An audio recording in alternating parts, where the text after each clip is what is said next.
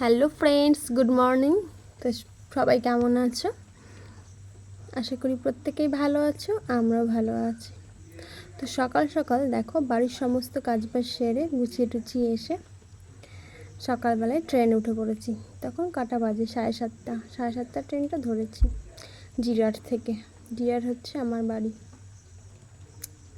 তো দেখো সোনা মা আর আমি জানলার ধারে একটা সিট পেয়ে গেছি, বসে পড়েছি। আর সোনা মা তো জিজ্ঞাসা করছে, মা গাছগুলো কেন দৌড়ে দৌড়ে যাচ্ছে?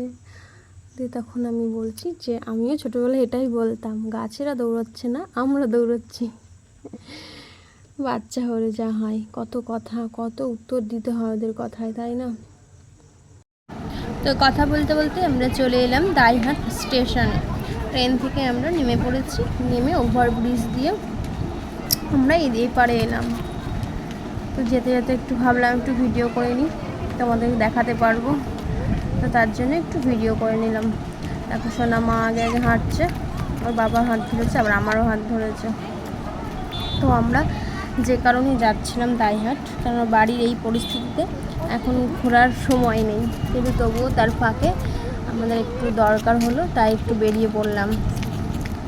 তো কেন বেরিয়েছি তোমাদের ভিডিও শেষে জানাচ্ছি। তো স্টেশন থেকে নেমেই আমরা দেখো একটা টোটো ধরে নিলাম। টোটো যেতে চাইছিল না আশ্রমের দিকে, তো অনেক কষ্টে একটা টোটো বললো যাব। তো তারপরে আমরা আশ্রমের দিকে রওনা হলাম। দেখো দেখো টোটো থেকে নেমে আমরা চলে এলাম বিশ্বসুখ সেবাশ্রম সংঘ। যদি এটা কেউ চিনে থাকো বা কেউ গিয়ে থাকো এই আশ্রমে, তাহলে অবশ্যই তোমরা কমেন্ট করে জানিও। আর এটা দেখে তোমরা বুঝতেই পারছো যে কী জন্য গিয়েছিলাম আশ্রমে। তো আমি আমার হাজব্যান্ড দীক্ষা নিতে গিয়েছিলাম এই আশ্রমটাতে। দেখো সোনামার ছোট দাদু দাঁড়িয়েছিল আমাদের নেওয়ার জন্য। তো দেখো আশ্রমে ঢুকতেই কত গাছে আম ধরে রয়েছে, আর কাকা তো অনেক আম কুড়িয়েছে আমাদের জন্য বলতে নাতনির জন্য। তো দেখো ঢুকেই একটা গাছ, এই গাছতলাটার নাম হচ্ছে জগদীশতলা। তো এখানেই সবাই আগে নমস্কার করে, তো তারপরে মেন মন্দিরে যায়। দেখো এই আশ্রমের মধ্যে রয়েছে একটা রাধাকৃষ্ণের মন্দির, কত সুন্দর। আর এদিকে দেখো এই যে আমরা এসেছি এখন, এটা হচ্ছে সুখদেব বাবার সমাধিস্থান। এখানে ওনাকে সমাধিস্থ করা হয়েছিল। তো ওনার ওপরেই একটা বড় করে মন্দির করা হচ্ছে সমাধিস্থলের ওপরেই। তো দেখো সোনামাও প্রণাম করে নিল আমাদের সাথে সাথে। তো এইবার তোমাদের মন্দিরটা ঘুরে ভালো করে দেখাবো। দেখো কত সুন্দর, বহু বছর ধরে এই মন্দিরটা তৈরি হচ্ছে। ওই সমাধিস্থলের ওপরেই মন্দিরটা তৈরি হচ্ছে। তো এখনও কমপ্লিট হয়নি, কাজ চলছে। তো তোমাদের সঙ্গে একটু মন্দিরটা ঘুরে দেখাচ্ছি। দেখো একটা বড় ময়ূর, একটা ষাঁড়, একটা হাতি, কত কিছু। সোনামাতে এগুলো দেখে খুব খুশি। আর সত্যি কথা বলতে আশ্রমে গিয়ে ও এত মজা পেয়েছে। এই দেখো আমি একটা কি কুড়িয়ে নিলাম বলো তো, এটা হরিতকি। পুজোতে লাগে, তোমরা অনেকেই জানো হরিতকি। এই দেখো এটা হচ্ছে হরিতকি গাছ, দেখেছো কত বড়, আর কত হরিতকি হয়েছিল। আমি অনেক কটা কুড়িয়েছি। এ দেখো এটা হচ্ছে মন্দিরের মূল মন্দিরটা, যে সমাধিস্থলের ওপরে যে মন্দিরটা তৈরি হচ্ছে, তো তার মেন গেট হচ্ছে এটা এখনো কমপ্লিট হয়নি। আমরা ভাবলাম একটু ভেতরে যাব, কিন্তু মন্দিরের ভেতরটায় কাজ হচ্ছিল, ধুলোবালি ছিল, তো তার জন্য মামামকে নিয়ে আর গেলাম না ভেতরটায়। এ দেখো কত হরিতকি হয়ে আছে, দেখতে পাচ্ছ? এ দেখো কি সুন্দর লাগছে না দেখতে? আমার তো খুব ভালো লাগছে। আমি এর আগে কখনো হরিতকি গাছ দেখিনি, এই প্রথম দেখলাম।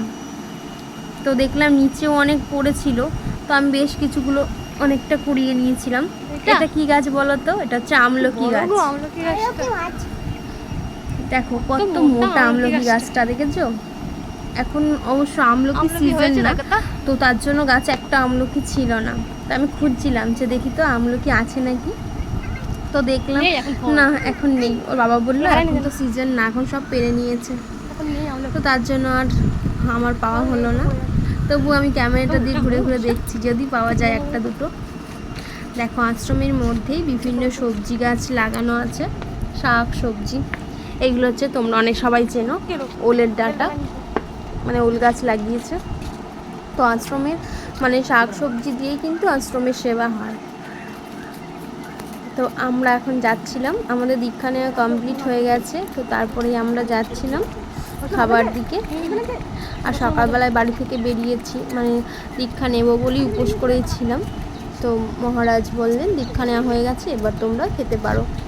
তো আমি আমার হাজব্যান্ড দীক্ষা নিলাম। তো তারপর দীক্ষা টিক্ষা নেওয়া হয়ে গেছে, এবার কাকিমা কাকা আমাদের নিয়ে এলো খাবারের দিকে। তো আমরা এখানে খাবার খেয়ে নিলাম, খাওয়া দাওয়া হয়ে গেছে। এদিকে মাম্মামও একটু ঘুরছে, মজা করছে, আনন্দ করছে। সত্যি কথা বলতে ও কোথাও গিয়ে এত মজা করে না, এবারে যা মজা করেছে, মানে কোথাও গেলে সত্যি কথা বলতে খ্যান খ্যান খ্যান খ্যান করে, কিন্তু এখানেও এতটা আনন্দ পাবে আমরা কখনো ভাবতে পারিনি, এতটা আনন্দ পেয়েছে। ও আসতেই চাচ্ছিল না বাড়ি থেকে, আস্তে আস্তে। তো যাই হোক আমাদের খাওয়া দাওয়া হয়ে গেছে, তো আমরা এবার যাচ্ছি বাড়ির দিকে, যেহেতু মাকে রেখে গেছি তো তাড়াতাড়ি আমাদের ফিরতে হবে, তার জন্য আমরা প্রথমেই দীক্ষাটা নিয়ে নিয়েছি।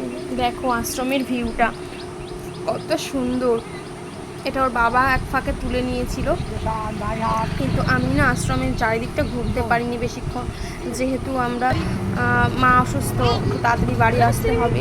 তো গেছি মানে কথা বলেই গিয়েছিলাম যে আমরা প্রথমে নিয়ে আবার তাড়াতাড়ি ব্যাক করবো বাড়িতে, তো তার জন্য আমাদের প্রথমে হয়ে গেছে।